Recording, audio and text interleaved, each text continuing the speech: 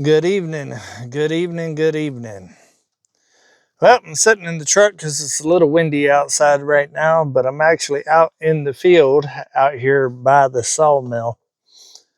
So I put a video out today on Come On Homesteading, and I told y'all that I would tell y'all when the next video comes out exactly what went down on the mountain the other day whenever I made the video about the tornado and all that stuff here on the mountain.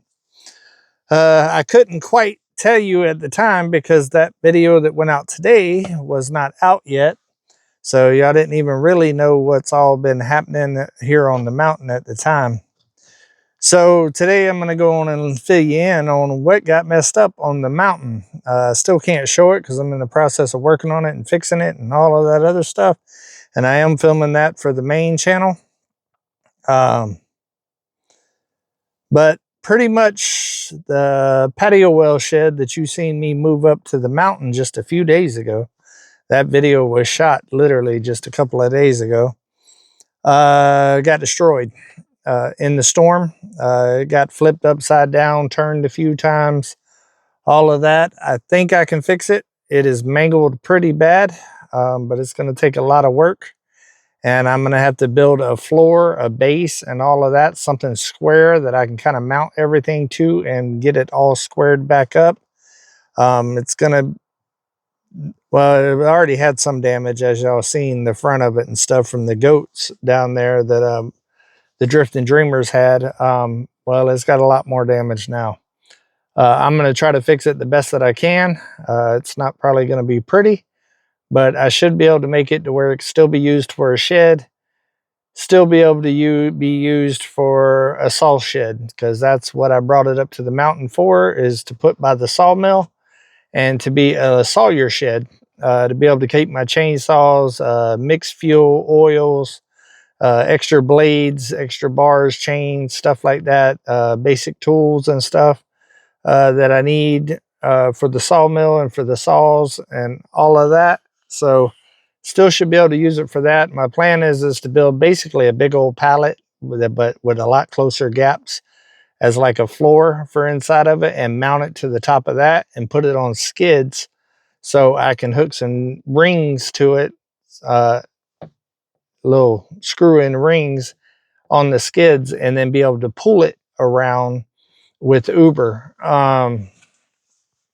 Instead of having to pick it up on the trailer and stuff, which y'all will see on the video today if you haven't already seen it, what it took to actually get that moved up here, because it is kind of a pain in the rump shaker to load it on a trailer, and all of that is too flimsy and wobbly and all that. And once I put that heavy floor on there, those days are over anyways. So hopefully I can fix it. It's significantly damaged, so but that's not the worst part. Guys, the brand new sawmill got flipped. That's why I think I had a microburst, or some of y'all was saying straight wind thing. I don't know if straight wind would have did it, guys. That sawmill head's like over 1,000 pounds. It's heavy.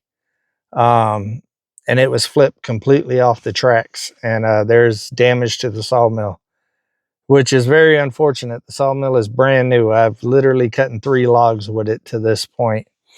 Y'all seen the video last week where I was preparing for these storms that were coming through, got the whole area cleaned up, got it tarped and stuff, because I'm waiting on the cover and stuff to come in. And never once did I think that I would have winds, especially in those storms, because it wasn't even calling for much rain, that would be strong enough to flip the head off the tracks. Didn't even know that was a thing. But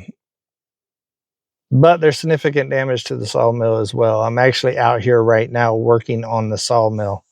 I have reached out to Woodland Mills. I'm waiting on a return call to the person that I deal with there, to see about getting some parts.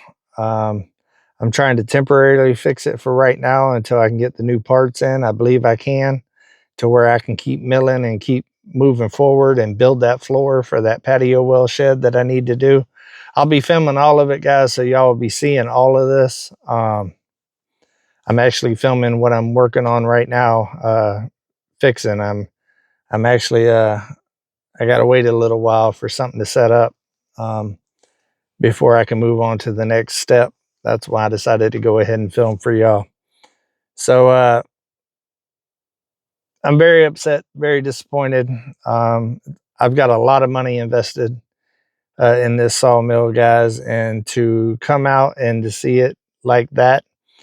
I was actually coming out to measure the trusses for the carport that I'm planning on building, because I planned on milling that day and start milling the wood for that, and also the floor for the patio well shed. Like I said, the patio well shed's only been up here for like 3 days, 4 days at this point.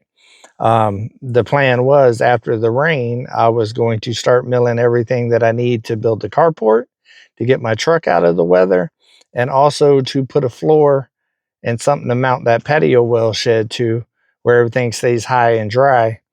And while I was out there measuring the trusses to start getting an idea of what size and the trusses are and how big I can make the carport and all of that, I happened to look over into the field where the saw is, and I seen the saw on the ground, and my heart dropped, literally dropped. And then I look a little bit over, and I see the patio well upside down and mangled. Um, Not a good day. Not a good day. I actually called my daughter and SLR to come over and to help me get the sawmill back on the tracks and to get the building flipped back over. I knew it was going to take 4 people with the shed, because if I'd have tried to do it by myself, it would have just completely collapsed, and there would have been no fixing it. So I knew I needed several hands. Luckily for me, they was at Walmart, and they swung on by before they went home. It didn't take long to flip it back over and to get the head back up there. But now I'm going through the saw right now and fixing the things that I can fix, and also trying to get it temporarily going while I wait on parts for it. It's definitely a devastating blow, to say the least. Yeah, not happy, not happy. But it'll be okay. It could have been a lot worse. I was actually very fortunate. You'll see whenever the video comes out what I mean. It could have been so much worse, so much worse. And I'm still not 100% sure to the level of damage on the sawmill. I'm still going through everything right now, pulling measurements and checking things and all of that. There's a lot of moving parts to that mill, but it's very unfortunate that a brand new mill like that happened to. I didn't even get no good out of it yet. So yeah, that's why I didn't actually come out and say it that day exactly what happened. It was still very raw that day. And also, like I said, I didn't even get a chance to put the video out yet of me moving that up here, the patio well and all of that, before that actually happened. It literally, it was like the next day that it happened, when I moved the patio well shed up here, I think. The very next day, I believe, that storm came through, or the following day. I think it might have been 2 days. Yeah. And then that storm came through, and all of a sudden we had extremely high winds. A tornado touched down the next town over. That's what makes me think that maybe it was like one of those little micro little funnels that kind of came down, because that actually happened to my mom and dad there in Florida. I actually bought my mom's dream car back in the day. I had a BMW convertible, and I bought it and kept it for a little while, and it was just too small for me. So I gave it to my mom for a very, very, very low price. Actually took a very significant loss on it to be able to give her her dream car. And she only had it a couple of months, and one of those little they're not really considered tornadoes, but it's tornado is the small one, came through and ripped the top out of a cedar tree in their yard and came down on the back of it and crushed the trunk and all of that and totaled out the car. And I'm thinking something very similar happened here because I have no other damage on the mountain at all. No limbs down, none of the stuff that's on the roofs, the solar panels and stuff up there at the cabin blew off, like nothing. Just this area, just this small area right here is the only place that got hit. So it's just kind of weird to me. So I don't know.